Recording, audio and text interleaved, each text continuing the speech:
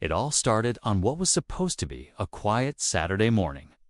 I had just made coffee and was about to head out when I noticed something odd glinting on my driveway. At first I thought it was just broken glass or some loose gravel butt. As I stepped closer, I froze. Metal spikes, dozens of them, carefully planted right across the entrance to my driveway. Not random, not accidental. This was deliberate. And I already had a pretty good idea who was behind it. Karen, my neighbor from 2 houses down, has had it out for me ever since I trimmed the hedges that slightly hung over the shared fence. She's filed complaints, screamed at delivery drivers, and even tried to call the HOA on me for parking my own car in my own driveway. But this was a whole new level.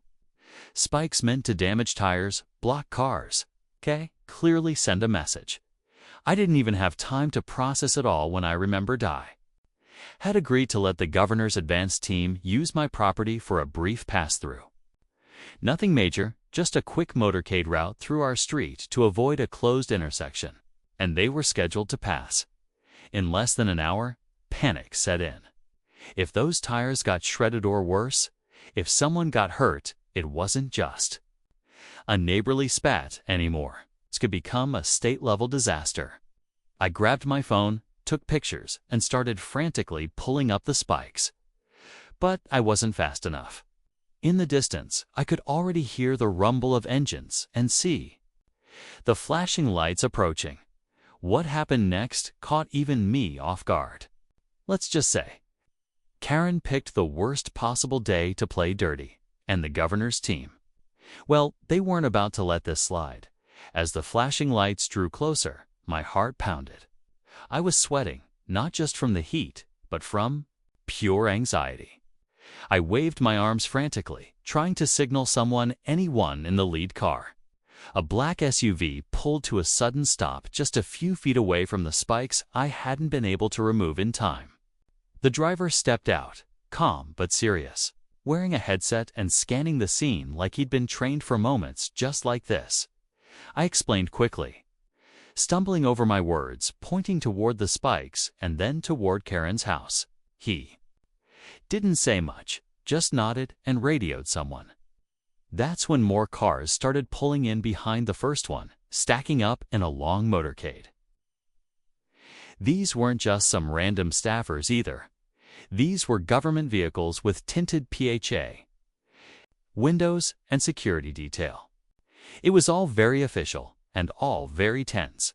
Karen, of course, came storming out of her house, arms crossed, already raising her voice before she even reached the sidewalk. She had that smug tone she always used when she thought she was in the right. This is private property. You people can't just block the road like this, she shouted, ignoring the fact that she had blocked the road with metal spikes just minutes before. I glanced at the security guy, who kept his cool but definitely clocked her attitude. He didn't respond to her, just continued surveying the quick driveway and the planted spikes. Then he took out his phone and started snapping his own pictures. I had a feeling this wasn't going to be handled quietly. What made it even worse? Karen still didn't know the motorcade was connected to the governor himself.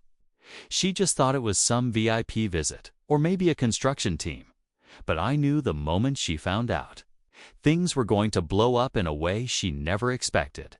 As the motorcade remained stalled in front of my house, more agents stepped out and began inspecting the spikes closely. One of them crouched down, ran a gloved finger over the edge of one, then looked back at the others and nodded. It was obvious they weren't treating this like a minor inconvenience. One of the agents approached me again, this time with more questions. When did I discover the spikes? Had anything like this happened before? Did I have security cameras? I pointed to the doorbell cam and told them everything I knew. That's when things started getting deeper. One of the officers pulled out a tablet and asked to review the footage. We scrolled back too early that morning. Sure enough, right around 6:30 a.m., there she was, Currens, sneaking around in gardening gloves, hunched over, planting the spikes one by one like she was burying treasure. Not a trace of hesitation. She even looked around afterward and smirked at the camera, like she thought she'd won something. Meanwhile, Karen was pacing in her yard, still yelling about trespassing and neighborhood rules. Her voice grew louder when she saw them talking to me, accusing me of making false claims and saying she'd call her lawyer. One of the agents calmly asked her to step back for safety reasons. She didn't like that at all. A few neighbors had started to peek out their doors, phones in hand, recording. It wasn't every day something like this happened on our quiet little street. I could tell they were just as shocked as I was, but no one dared speak up. Most people had been avoiding Karen for years. She'd reported kids for sidewalk chalk, sent HOA notices for lawn decorations, and even once threatened to sue over a barking dog. But this time, her feud had collided with something way beyond the neighborhood, and the tension was only just beginning to crack open. The situation was spinning out faster than anyone could control. More security vehicles began arriving, along with a few uniformed officers I hadn't seen before. One of them carried a clipboard, the kind that usually means paperwork or incident. Report's never a good sign when officials start documenting things on the spot. They began asking pointed questions, and this time, Karen wasn't being ignored. An officer calmly approached her and asked her to explain what she was doing on my property earlier that morning. Karen scoffed, playing innocent. I don't know what you're talking about. I haven't stepped foot near his driveway, she said loudly, arms folded, the corners of her mouth twitching. But from the edge of the lawn, I noticed one of the agents holding up his phone, replaying the doorbell cam footage for another officer. Her entire act was unraveling in real time, but she hadn't realized it yet. Just then, one of the vehicles at the center of the motorcade cracked its door open. A man in a suit stepped out, scanned the scene, and made a short motion with his hand. I didn't recognize him, but based on how fast everyone shifted around him, I knew he was high-ranking, probably directly tied to the governor.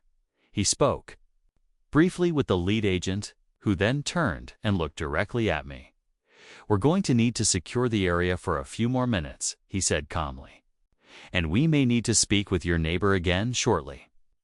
Karen started shouting about her rights, that she was being harassed, that I had set her up. Her voice echoed across the block as more neighbors came outside, whispering and pointing. I could feel the pressure building, like the entire neighborhood had suddenly turned into the front row of a courtroom. The agents huddled near the lead SUV, clearly deciding what to do next. I stood there frozen, knowing something big was about to go down. The whole block waited, breath held. And then the governor's car door slowly began to open. The door to the governor's car opened with that slow, deliberate motion you only see in movies. A suited man stepped out first, scanning the scene with sharp eyes. Then, from behind him, the governor himself appeared, calm, composed, but clearly not pleased. He looked around, taking in the halted motorcade. The agents spread across my lawn, and Karen still shouting across the street like this was her HOA meeting gone wrong. But before anyone could react, the second twist landed like a hammer. One of the agents who had been quietly reviewing footage on a tablet suddenly stiffened and called over another officer. He whispered something, tapped a screen, and both of them quickly turned to look not at me and not at Karen, but at the storm drain near the curb. The agent jogged over, knelt down, and reached into the drain using a hooked pole. After a few tugs, he pulled out a black canvas bag, heavy, dusty, and covered in cobwebs. He unzipped it right there on the sidewalk. Inside were more metal spikes, dozens, along with gloves, a small hammer, and a printed map of the neighborhood. Everything suddenly changed. This wasn't just a random act of spite anymore. It was planned, mapped out. Karen hadn't just wanted to block me. The red marker lines on the map showed other driveways circled too. It looked like she had intended to block off multiple homes, including one just 2 houses down where, as it turns out. One of the state's visiting dignitaries was supposed to briefly stop. The governor's expression shifted. This wasn't just a neighbor dispute or bad behavior. This looked more like an intentional disruption of a state-level operation. And now, it wasn't just the agents watching Karen. A uniformed officer had already stepped toward her. Voice lower but firm. I could feel every muscle in my body tense up. The stakes had just gone from personal to political, and Karen was still clueless about how far this was about to go. The tension snapped the moment the officer reached Karen and quietly asked her to come with him. She flinched, clearly still convinced this was just a misunderstanding. "I didn't do anything. That video's fake. He probably edited it," she shouted, pointing at me, her voice now high and panicked. But the officers weren't listening to excuses anymore. Another showed her the bag that had just been pulled from the drain, the tools and spikes still visible. Her face drained of color. For the first time, she looked genuinely caught off guard. The governor didn't say a word. He simply nodded to his team and walked calmly toward one of the vehicles at the front of the motorcade. But just as he reached the door, he paused, turned back slightly, and looked at Karen. "That could have hurt someone," he said. Just 6 words, quiet but heavy.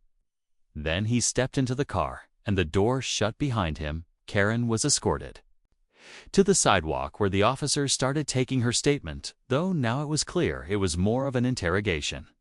She kept trying to talk her way out, blaming me, the HOA, even the city for not telling her about the motorcade.